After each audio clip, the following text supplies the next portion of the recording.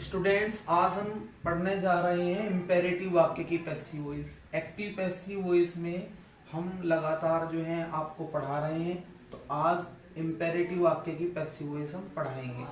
इसका पार्ट 1। सबसे पहली बात है, इम्पेरेटिव सेंटेंस क्या होते हैं। वे वाक्य होते हैं जो वर्ब की first form please, don't, let और डोंट से शुरू हो, वो इम्पेरेटिव सेंटेंस होते हैं। अब देख लेते हैं कि जिन इंपेरेटिव वाक्य में ऑब्जेक्ट हो, जिन इंपेरेटिव वाक्य में ऑब्जेक्ट हो, उनकी पैसिव वॉइस हम इस प्रकार बनाते हैं। सबसे पहले लेट का यूज करते हैं, फिर ऑब्जेक्ट, फिर बी, वर्ब की थर्ड फॉर्म और बाय यू।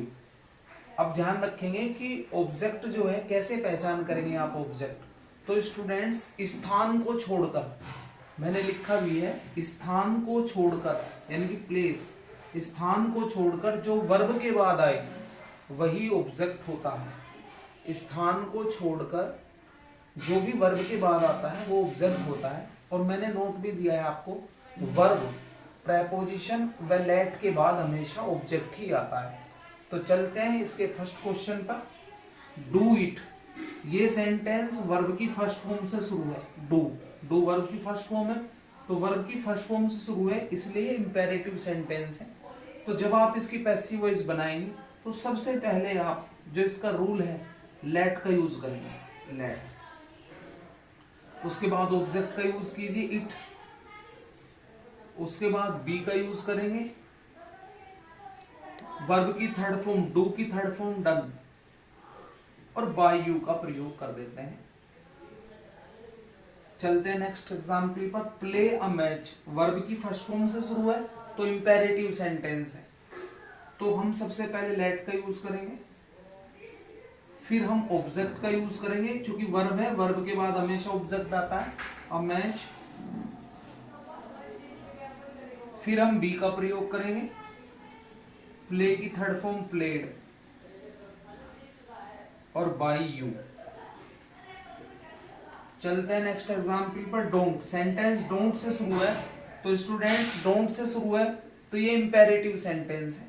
इंपेरेटिव सेंटेंस है क्योंकि मैंने आपको बताया जो वाक्य verb first, please, don't, let से शुरू होते हैं वो इंपेरेटिव सेंटेंस होते हैं। तो डोंट से शुरू है, हमेशा ध्यान रखेंगे डोंट को हटा देते हैं, डोंट को हटा देते हैं। तो हम सबसे पहले लेट का प्रयोग करेंगे, लेट का प्रयोग करेंगे, फिर ऑब्जेक्ट का प्रयोग करेंगे। ऑब्जेक्ट हमारा अ सॉन्ग है, अ सॉन्ग। डोंट को हटा देते हैं और डोंट के लिए नोट का प्रयोग करेंगे। फिर बी, वर्ब की थर्ड फॉर्म, सिंग की थर्ड फॉर्म संग, और बाय यू। चलते हैं नेक्स्ट एग्जाम्पल पर। Let me play a match, मैंने बताया था लेट के बाद हमेशा ऑब्जेक्ट आता है और वर्ब के बाद भी ऑब्जेक्ट आता है।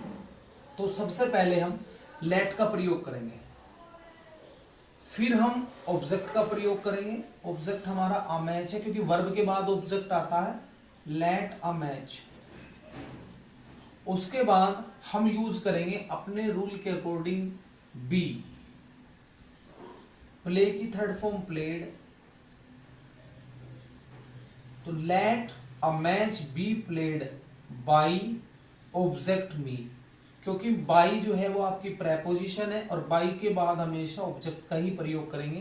तो जो हमारा ऑब्जेक्ट मी है तो मी ही लिखे हैं यहाँ पर, क्योंकि बाई प्रेपोजिशन है और प्रेपोजिशन के बाद हमेशा ऑब्जेक्ट का प्रयोग करेंगे। मैंने नोट पॉइंट भी बताया है, वर्ब प्रेपोजिशन व लेट के बाद हमेशा ऑब्जेक्ट आता है। तो देखिए लेट के बाद हमेशा ऑब्जेक्ट आया हुआ है यहाँ पर भी, और वर्ब के बाद भी ऑब्जेक्ट आया हुआ है, और प्रेपोजिशन के बाद भी ऑब्जेक्ट आया हुआ है। चलते हैं नेक्स्ट एग्जाम्पल पर। वर्ब की फर्स्ट फॉर्म से सेंटेंस हुआ है तो इंपेरेटिव सेंटेंस हुआ। इसकी पैसिव वॉइस बनाने के लिए आप लेट का प्रयोग कीजिए, लेट लिखेंगे, फिर ऑब्जेक्ट का प्रयोग करेंगे। ऑब्जेक्ट हमारा हिम है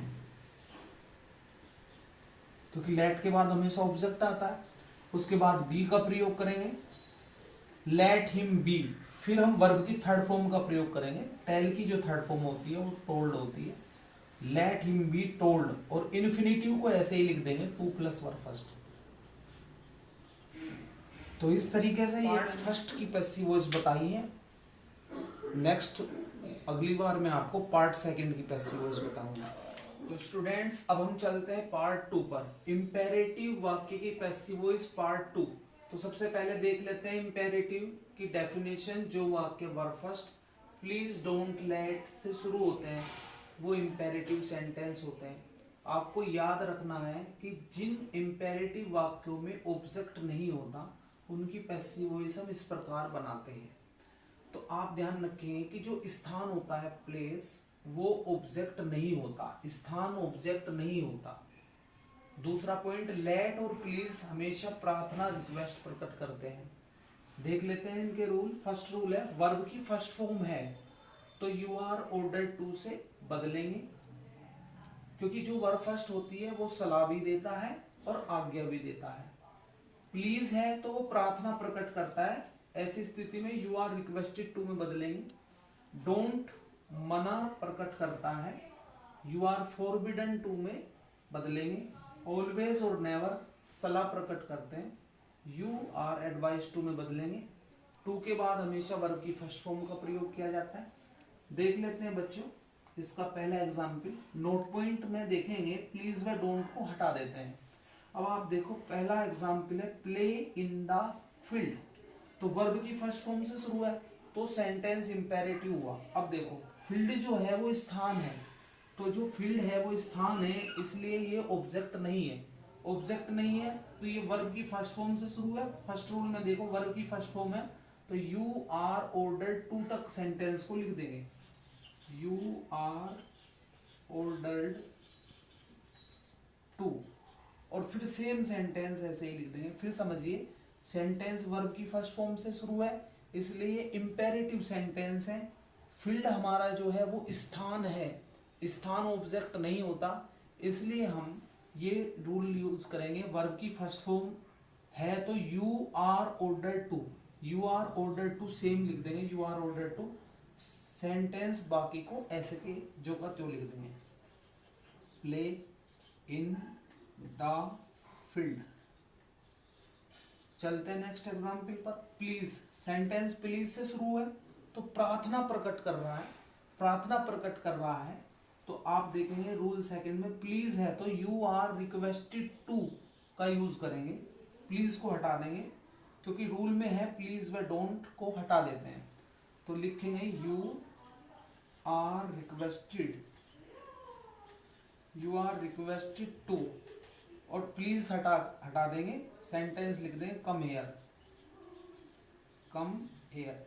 चलते हैं नेक्स्ट एग्जाम्पल पर। क्वेश्चन डोंट से शुरू है तो डोंट को हटा देंगे। सेंटेंस आप देखो ये है वर्ब, और वर्ब जो है इसमें कहीं भी ऑब्जेक्ट आपको नहीं दिखाई देगा क्योंकि रोड जो है वो स्थान होता है और मैंने आपको बताया स्थान ऑब्जेक्ट नहीं होता। तो डोंट के लिए हम रूल नंबर 3 देखेंगे। डोंट है तो you are forbidden to, you are forbidden to, तुम्हें मना किया जाता है। तो यू आर फॉरबिडन टू, आपने डोंट के स्थान पर यू आर फॉरबिडन टू लिख दिया। डोंट को हटा देंगे, टू के बाद वर्ब फर्स्ट आती है, सेम सेंटेंस ऐसे ही लिख देंगे play on the road, play on the road. तो स्टूडेंट्स इस प्रकार ये थी इंपेरेटिव वाक्य की पैसिव वॉइस। पढ़ते रहिए, मेरे चैनल को सब्सक्राइब कीजिए। जय हिंद, जय भारत।